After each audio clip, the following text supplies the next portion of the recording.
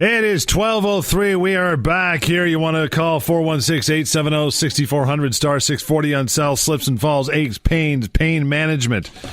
We talk about it all, health concerns over the next hour with Dr.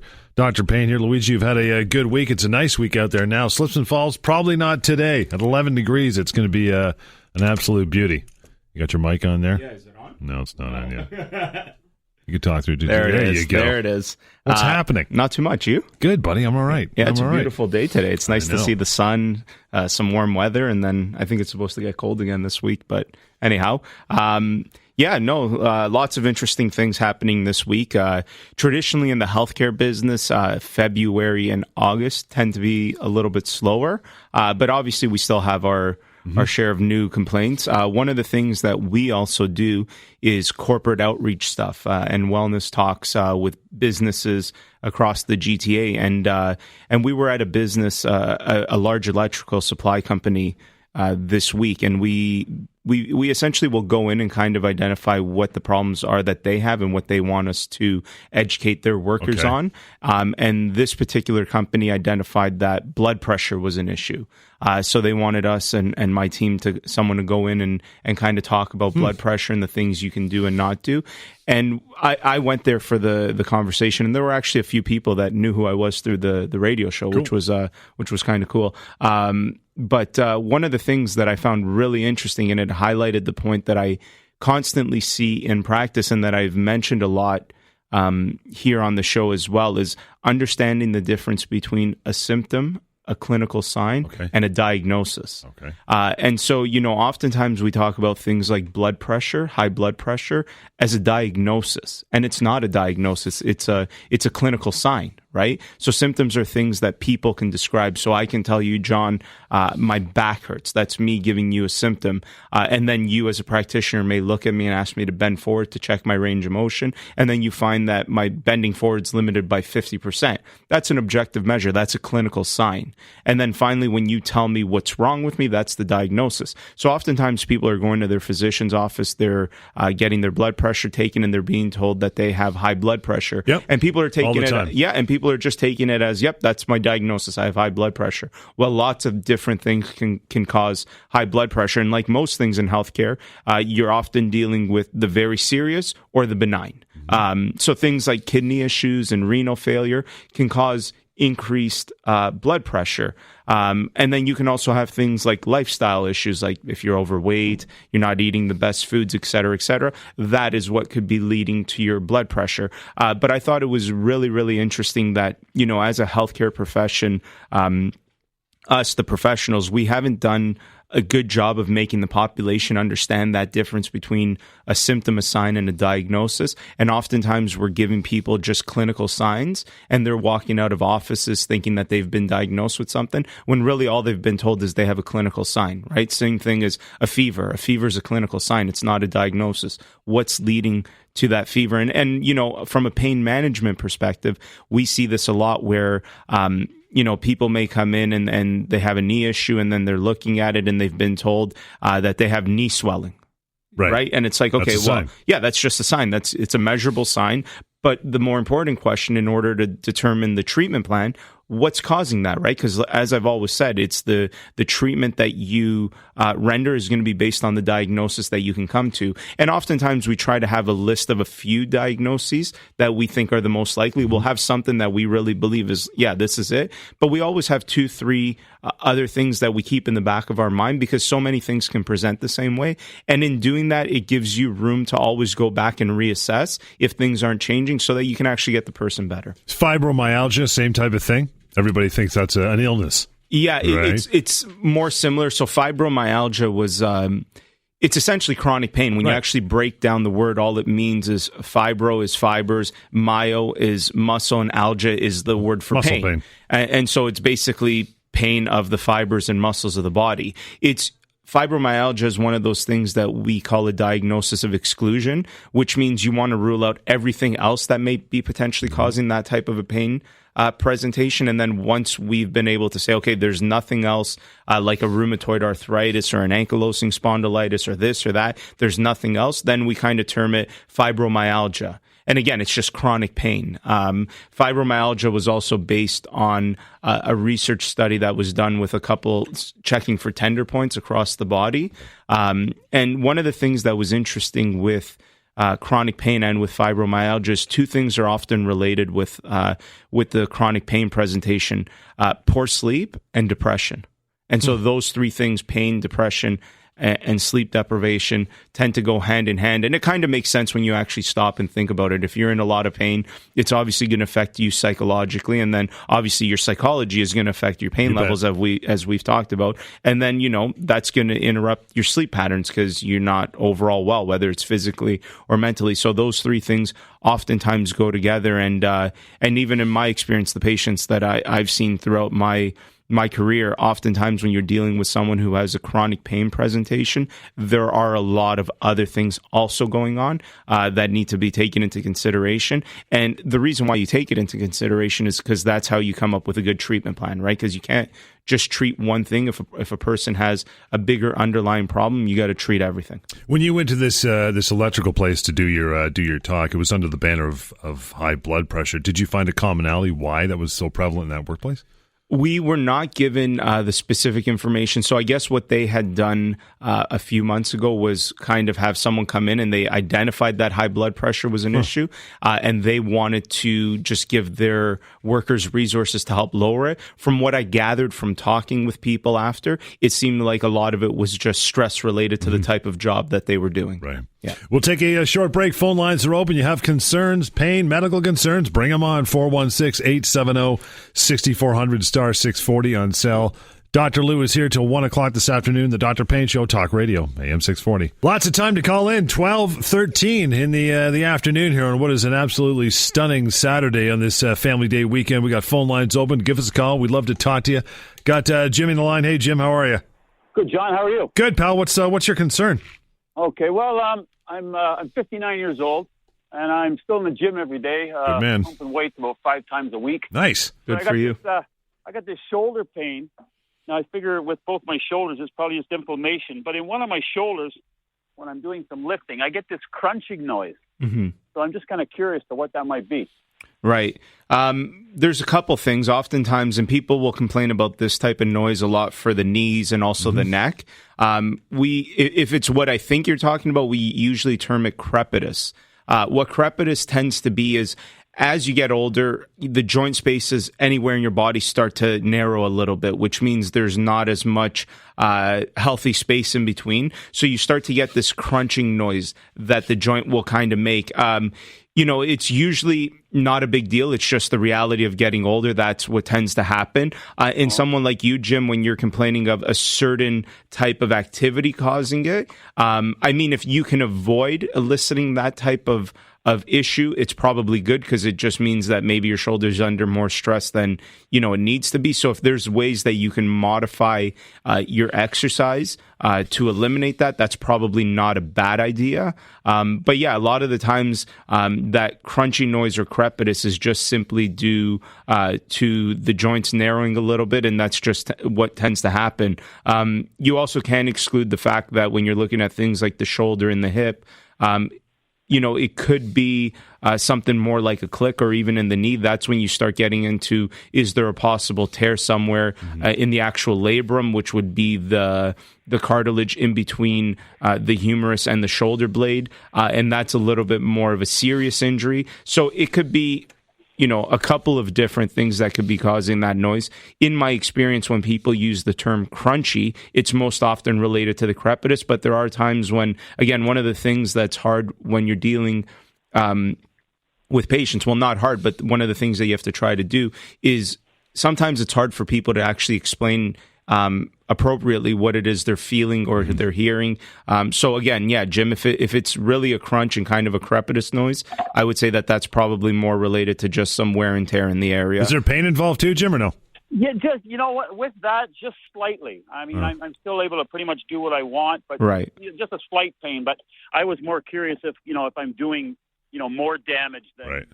Yeah, and again, if you could do something to avoid hearing that, like it sounds to me you're saying one specific exercise causes you this type of presentation, I would say try to avoid that exercise, right? Because there's no need to aggravate something. I will often tell my patients, listen to your body, because a lot of times people ask me like, when can I go back and do this, or can I do that? Can I not do this? And I often will say, just listen to your body. It's very smart. It's going to tell you what it likes and what it doesn't like. And if your body's doing things like you're mentioning, it's probably telling you it's not overly thrilled to be doing that particular exercise. Yeah. So maybe just modify a little. Is that basically all you have going on at this point, Jim? Well, actually, I have a little bit of arthritis in the knees, but I still do squats too. See, this speaks to working out your whole life, man. That's why I asked him, right? Yeah, it speaks to life, wear and tear, right? Yeah. Your joints are and some joints are unfortunately more predisposed to the wear and tear than others. The knees are a big one, especially because of the fact it's just a simple hinge joint between a mobile hip and a mobile ankle, which causes, from a mechanical standpoint, for it to be a point of greater stress.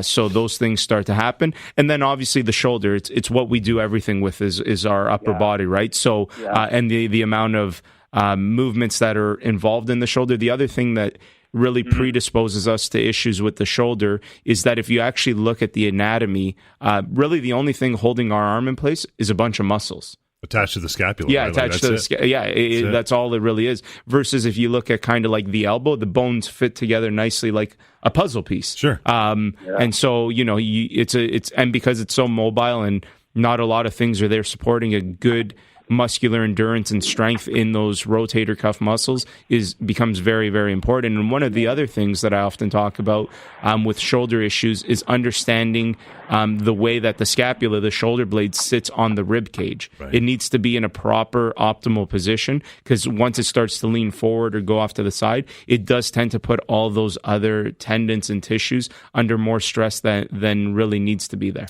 I just asked Jim because it just speaks to being active and getting out there. Like, he's still squatting, he's still doing his shoulder press. He's in there 5 days a week. No, he's not old. He's only 59, but it just speaks to getting out there and being active still. For sure. Training, and working out.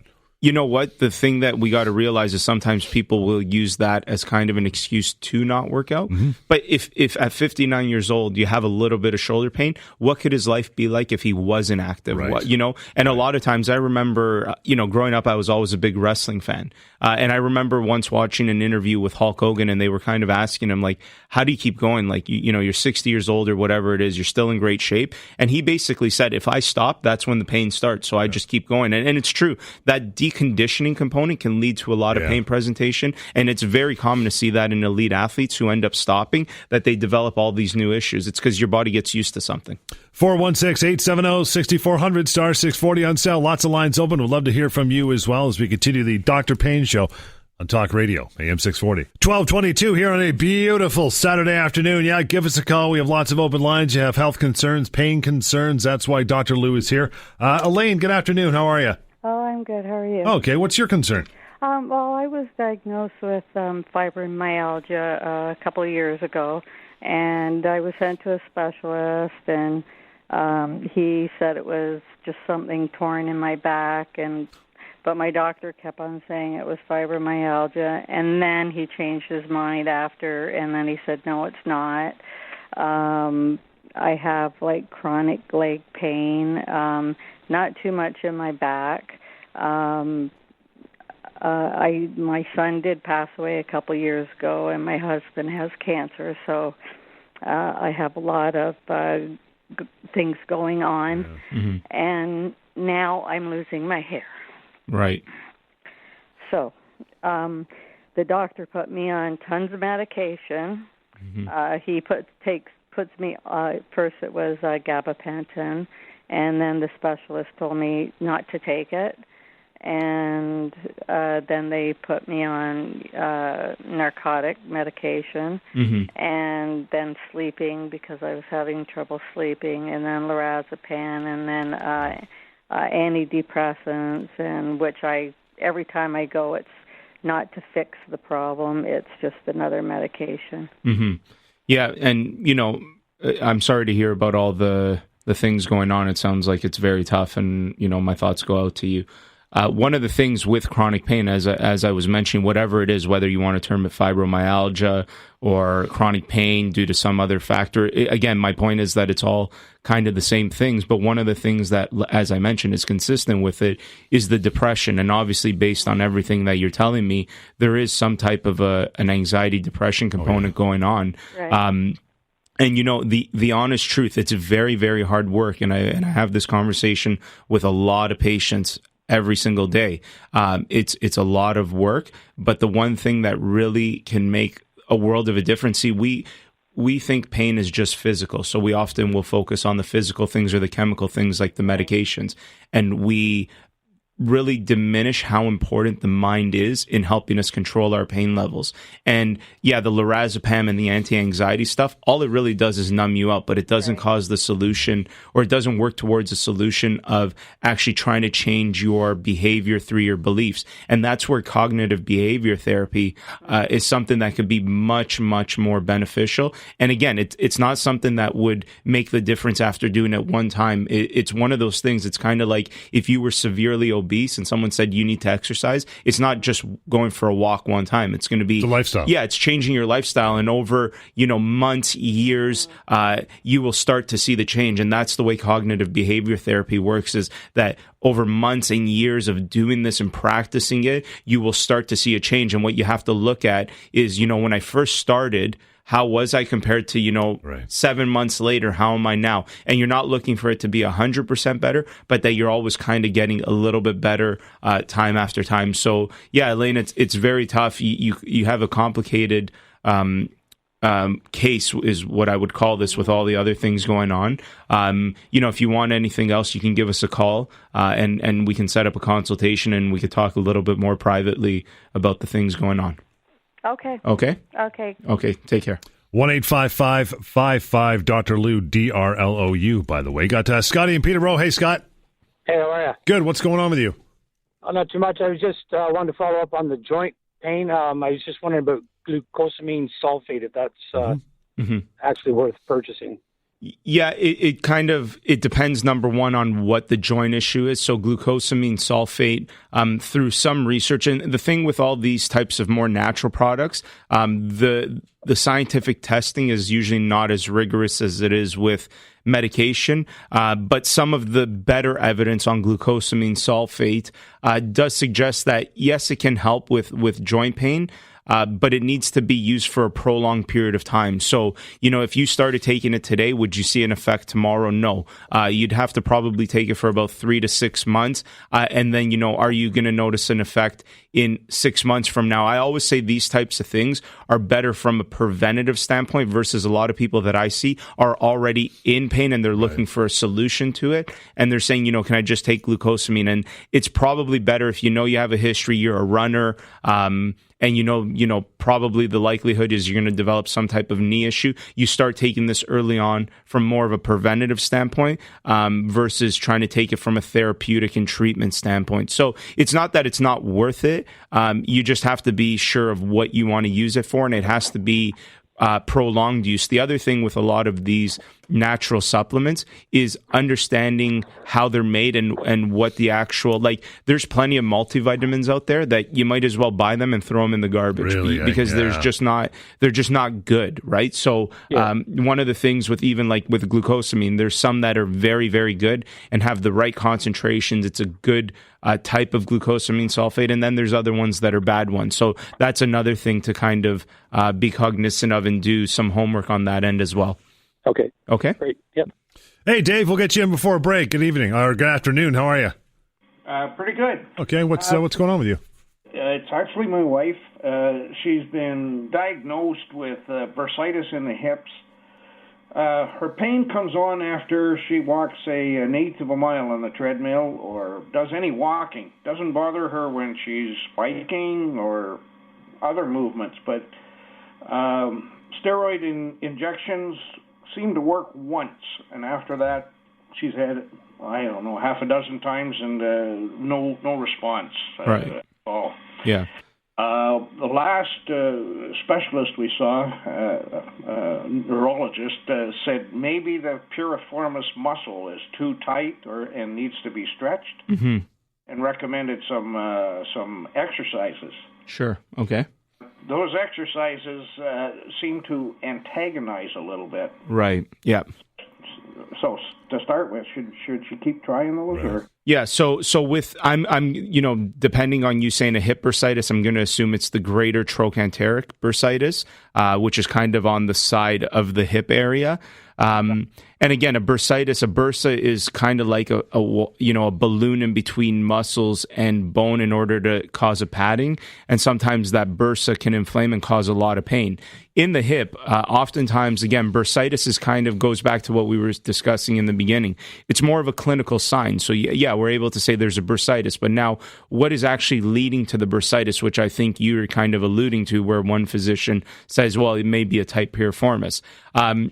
It's often related to a diagnosis termed greater trochanteric pain syndrome, which kind of looks at the joints and the muscles and the tendons all on that same side of the body. And one of the big things with this type of an issue is working with somebody who really understands the body from a manual medicine perspective, that knows what things are weak and need to be strengthened, what other muscles may be tight and need to be stretched. It's not as simple as just saying one muscle needs to be stretched, because no one muscle in the body works together. So the idea of stretching the piriformis may not be wrong, but maybe there needs to be strengthening done in some type of an antagonist muscle in order to hold that effect, right? So it's not usually not enough, in my opinion, when you're dealing with these types of things. I would say it's prudent on the patient's part to find a good manual therapist, someone who really understands manual medicine and can use that the right way, because these things often will not respond very well to other types of therapies. And the steroid injections, that's kind of something that you hear often, where it seems to work once for a period of time and then it doesn't really work anymore. And you also have to be careful with how often you're going to use some type of a corticosteroid injection, especially in the hip, when you're dealing with, as people get older, hip fractures can be, deadly at points when you're older. So you got to be careful in that area with those types of things. Right. Okay. Okay. Manual therapist, are you saying massage therapist? Massage therapist, chiropractor. Again, as I always say, these things, any chiro, physio, massage therapist, osteopath, they're all manual therapists. The harder part now becomes, how do you find a good one that's going to treat it the right way? Right.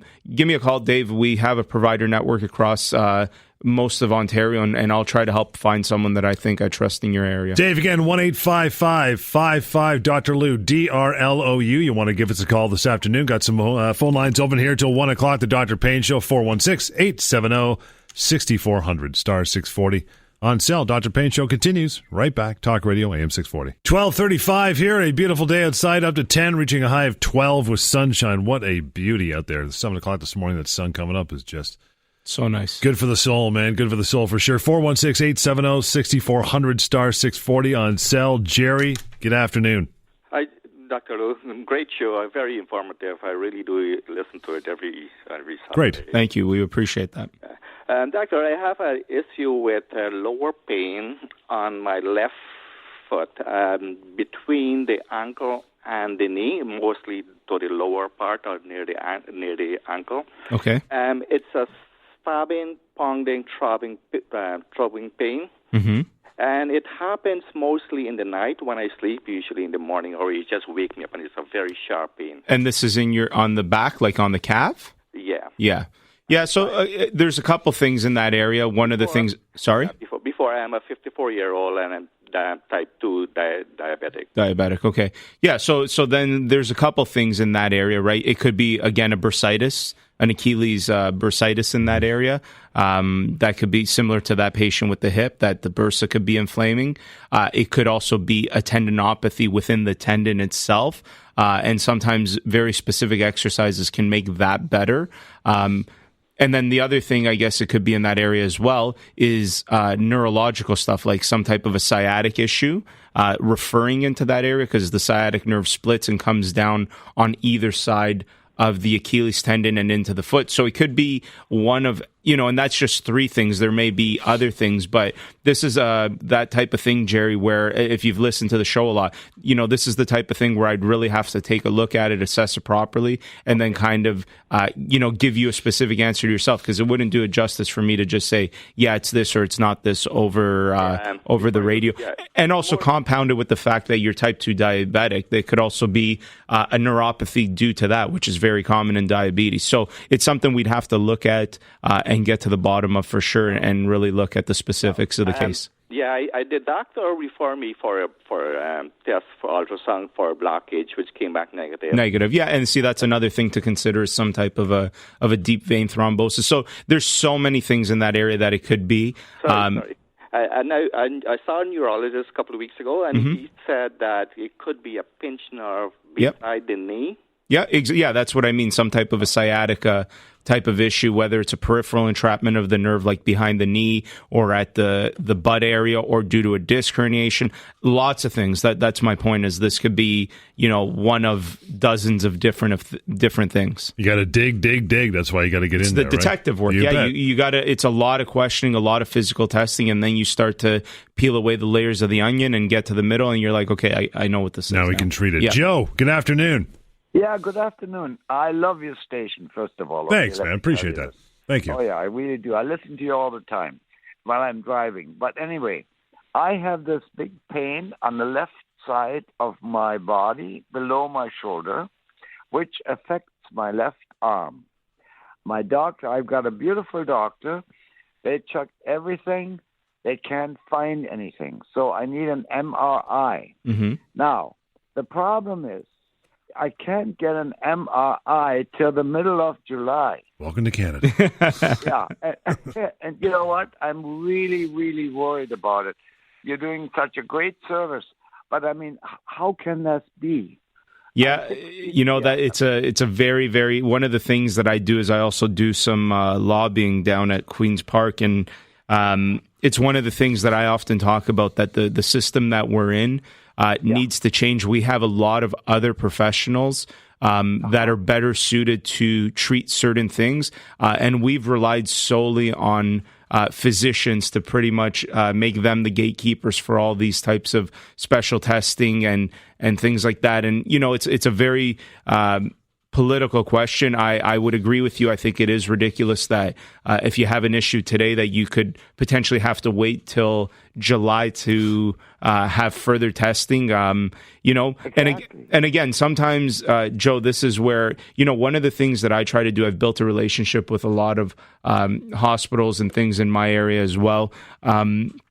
Sometimes one of the important things to also remember here, one of the reasons why the system is backlogged is our doctors, and not just doctors, I shouldn't just say that, our healthcare professionals have lost something called clinical acumen. Clinical acumen being the ability to hear something, come to an idea, and do a lot of physical testing. You very rarely see that anymore, where you go into a doctor's office and there's a lot of physical testing. It's just, every test in the book thrown at you, and those tests cost a lot of money. And I see this all the time. Lots of useless tests wasted on patients that waste our tax dollars, our resources in our system, and it's just preventing people that really need it more importantly. So, Joe, maybe it's something that we could take a look at, and you may not even need further testing. But yeah, I agree with you. It is ridiculous, and unfortunately, it's the reality of our system.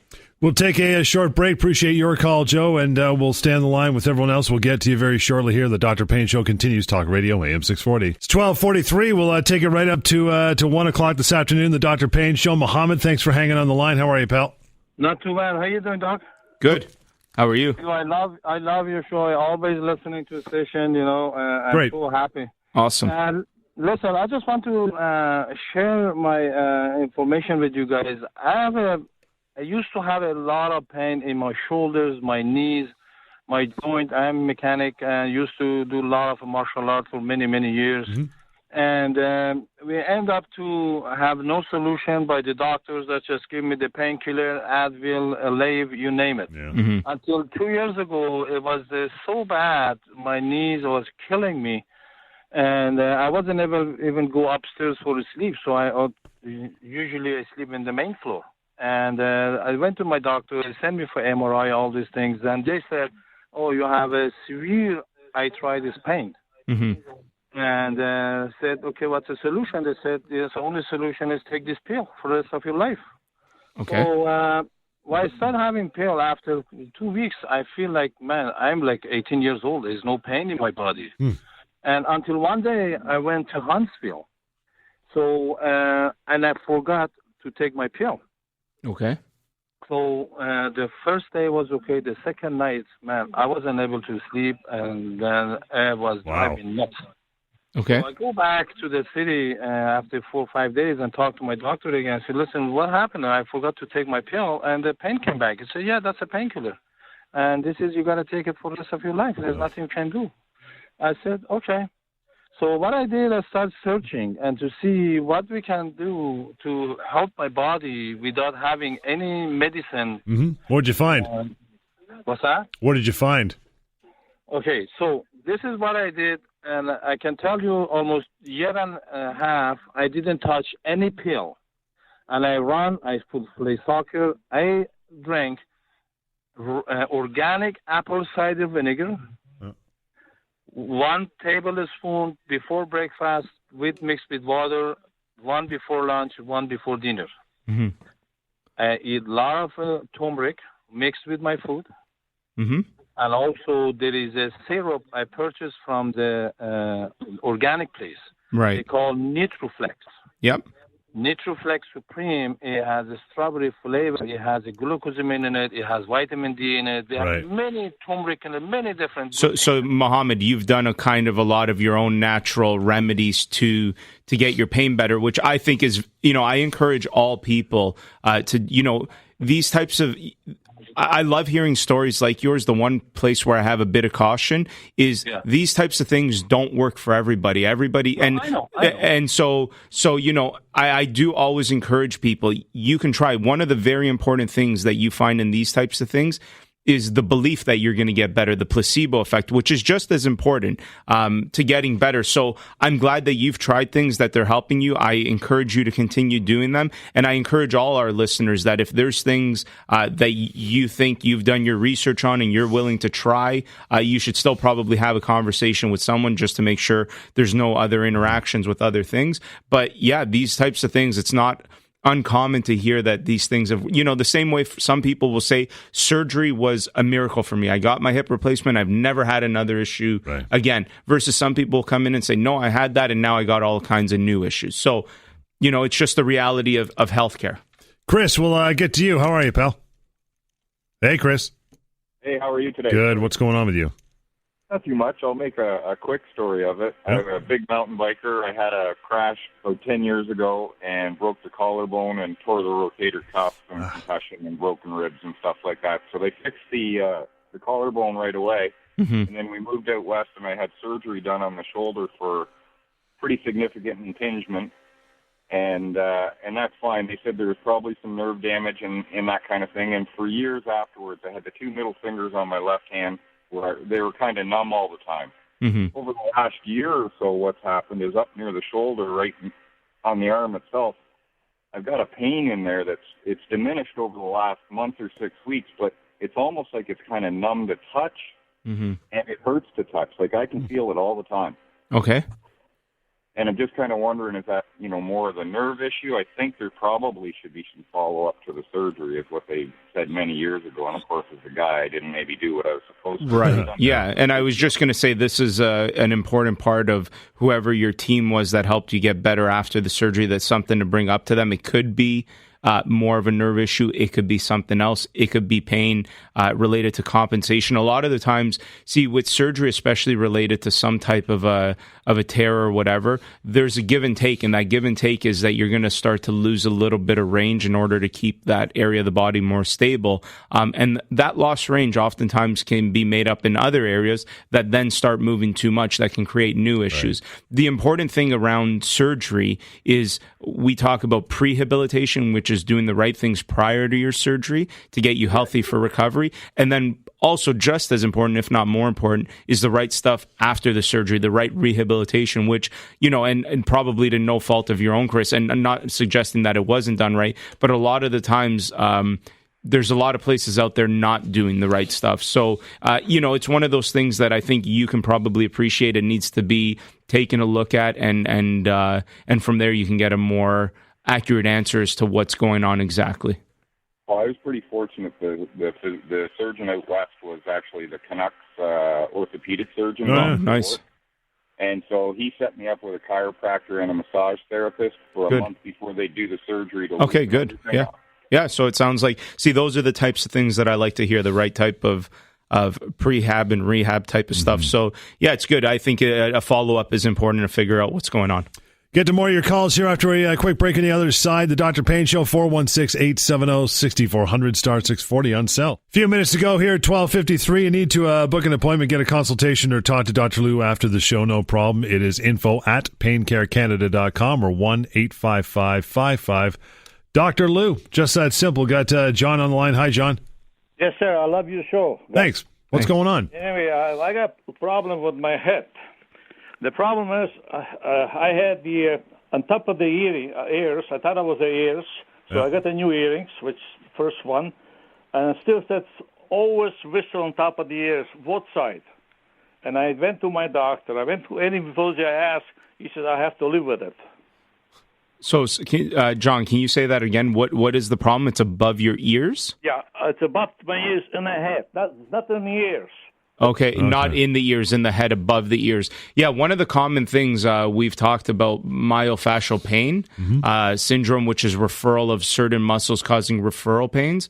It's very, very common to have tender spots on the scalp or pain in the scalp that's due to muscles actually at the base of the skull next to the neck that refer pain into that area. So, in the absence of it being an ear issue, John, it may also be an issue with your neck that's sending pain up that way, right? Or it could be something else within the head itself. This is, again, where a proper assessment can really help identify what the issue is. But yeah, myofascial pain is one of those things that can often cause pain to be felt in a different area than where the actual source is. Yeah. And so it's very important to consider where those referral areas are so that you can treat it properly for sure. So in other words, there's no help whatsoever with that? No, I didn't say that. If let's say it is myofascial pain and it's related to your neck, well, then treatment on your neck would get those areas better in the scalp, right? So I'm just using that as an example if it is that. But I think there's oftentimes help for anything as long as it's diagnosed properly. Because I try like I said, you ask everybody, he said you have to live with it. Oh. Yeah, well, who's everybody that you've asked, though, right? My doctor, then everybody I knew, from the thing, like a couple of doctors, and they said, you got to live with it. I said, yeah. Can you someplace send me? I said, no. You get steady. Don't matter. I fell asleep, and that goes 24 hours a day, already for 10 years.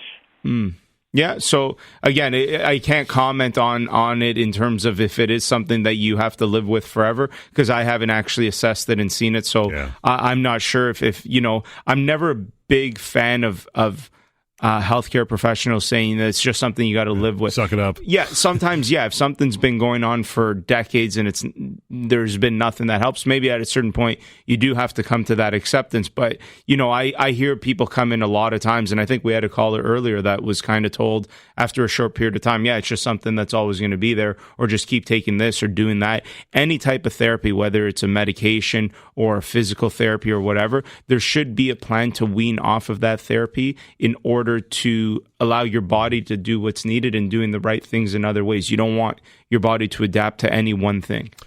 Hey, Dave, we'll get you in quickly here. What's going on? We talked about bursitis having earlier and got cut off.